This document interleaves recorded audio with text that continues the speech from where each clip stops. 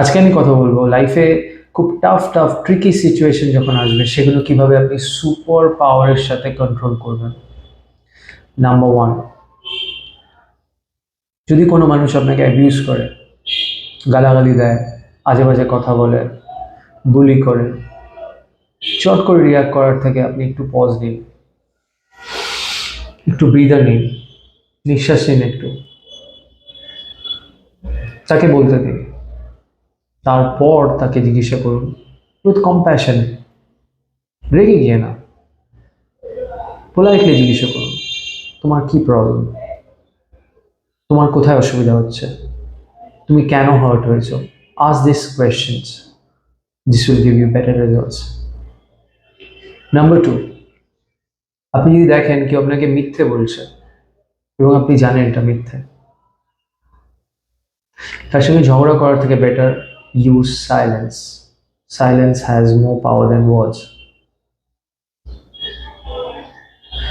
আপনি বুঝতে পারবেন সে আপনাকে অনেক এক্সপ্লেন করার চেষ্টা করছে এবং মেসেজটা তার কাছে ডেলিভার্ড হয়ে গেছে।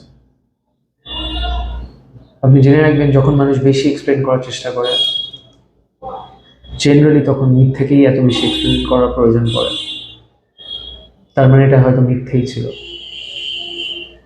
নাম্বার থ্রি, কি করে একটা আর্গুমেন্ট জিতবেন।